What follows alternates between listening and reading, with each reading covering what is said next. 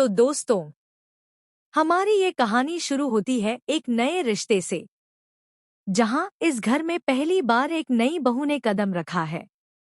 चेहरे पर मासूमियत, आंखों में अनगिनत सपने और दिल में इस घर को अपनाने की चाह। लेकिन कहाँ पता था उसे कि इस घर में कदम रखते ही इम्तिहान शुरू हो जाएगा। दरवाजे पर खड़ी ननद ने ताना कसते हुए कहा, अरे वाह, बड़ी मासूम बन रही है। लेकिन देखती हूँ कितनी देर ये मासूमियत टिकती है। और फिर धीरे धीरे सासू माँ ने अपनी साजिश का जाल बुनना शुरू कर दिया। ननद के कान में फुसफुसाई, इस बहू को अगर अभी नहीं संभाला तो ये सिर चढ़ जाएगी। इधर बेचारी बहू ने तो सोचा भी नहीं था कि पहले ही दिन उसकी अग्निपरीक्षा शुरू हो जाएगी। तभी एक छोटी सी गलती, दूध गिर गया और सासू माँ गरज उठी, ये है तेरी परवरिश। अभी से हाथ कांपने लगे। कैसे चलेगा घर, पूरा माहौल गर्मा गया। लेकिन तभी दादाजी ने बीच में आकर कहा, अरे रहने दो, लड़की नहीं है, गलती हो गई, सीख जाएगी। घर संभालना कोई आसान बात थोड़ी है।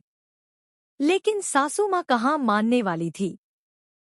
तभी उनकी हमराज पड़ोसन भी पहुंच गई और धीरे से चुगली करने लगी, बहन जी, सुना है आपकी बहू तो बड़ी चालाक है, संभाल लीजिए वरना पूरा घर अपने कब्जे में कर लेगी।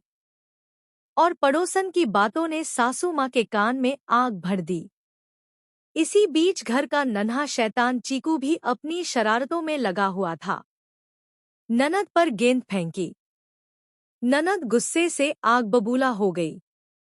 लेकिन बहू ने चीकू को बचा लिया। प्यार से बोली, रहने दो ननद जी, बच्चा है, गलती हो गई। और फिर क्या था, धीरे धीरे बहू ने सबका दिल जीतना शुरू कर दिया। कभी दादाजी को चाय, कभी ननद को पानी, और कभी सासू माँ के काम में हाथ बंटाती। सब देखती रही। और एक दिन ऐसा आया जब सासू माँ का दिल भी पिघल गया।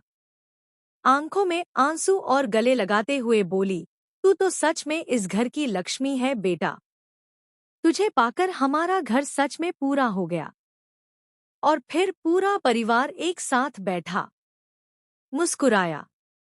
एक नया रिश्ता जुड़ा, भरोसे का, प्यार का, अपनेपन का। तो दोस्तों, ये थी नई बहू की पहली परीक्षा। लेकिन असली कहानी तो अभी शुरू हुई है। आगे क्या होगा, बने रहिए हमारे साथ, क्योंकि अगला एपिसोड होगा और भी मजेदार।